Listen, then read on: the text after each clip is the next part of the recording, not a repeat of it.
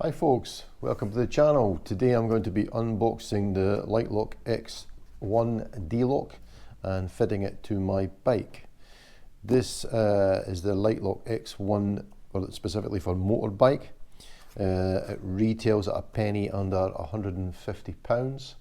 There is an X3 version which I think retails at a penny under £250. It can only be purchased from Litelok's website at the moment, and there's around about a 2 to 3 week lead time. This took about 2.5 weeks for it to arrive. So it's arrived in quite a substantial package. It is quite heavy, well packaged. So without further ado, open it up. See what we've got in the box. We've got a letter here from Litelok. This is basically just describing their technology. It's also mentioned it to share, if you like the product, to help them to reduce their emission, to reduce bike theft. So great. Nice picture of Litelok on the back there. There's also a QR code which you can scan to get a full set of instructions. So next in the box we've got a package, small package here. Here we have the keys. Small package containing the 2 keys. These have got Litelok written on them, both sides, so that's handy. You're not going to get them mixed up with your other keys.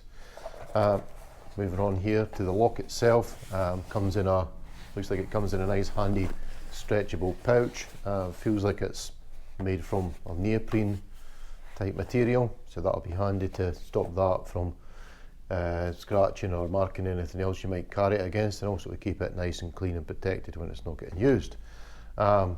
First impressions, it's quite heavy, it's quite solid feel about it, and feels a kind of rubbery material mixed with almost a plasticky sort of compound.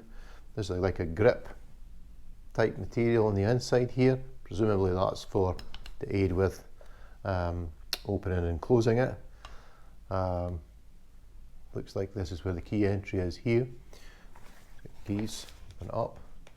There's a small cover here, to presumably to protect from water or any debris entering into the key.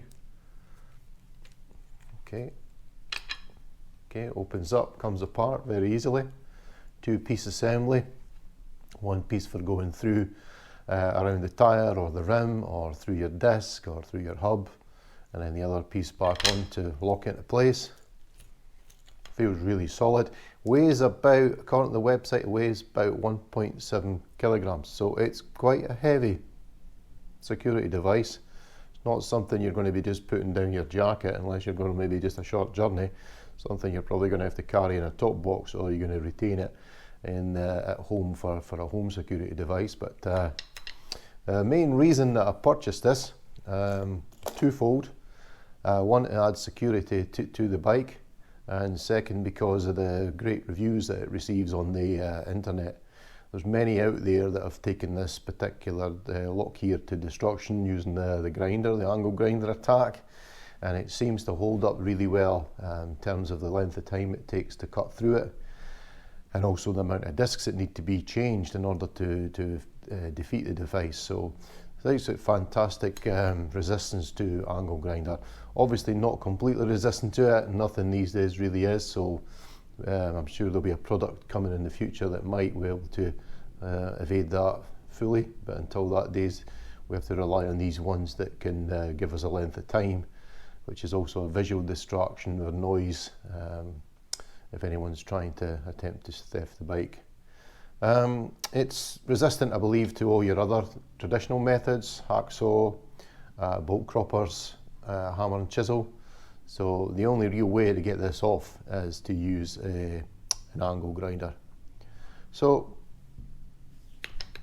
without further ado, we're going to go out the garage and we're going to see if it fits around the front wheel. Hi folks, welcome back. We're going to try fitting the X-Lock 1 around the front wheel here.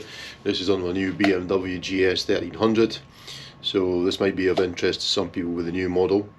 I think you've got 2 options to fit these. You could have a third option if you were just fitting it through the spokes, but that would not be your best option, as they could easily be cut to remove the lock. So you're going to put it through around the rim and the tyre in that way, or you could put it through the hub with the discs, which I think the second latter is probably the best preferred option. So let's give it a try. Let's open it up. Okay, so the first method would be around the wheel and the rim. So it goes across the wheel and the rim. It is quite tight. It will obviously depend on what type of tyres you're on. That might be restricted. This is running the road bias tyres, which is the Metless Tour Ace Next 2s. So it goes across them no problem. Locks into place. That's it, secured on there easily enough.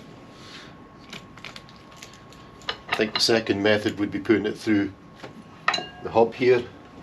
So you feed it through the hub, around the brake, in between the spokes.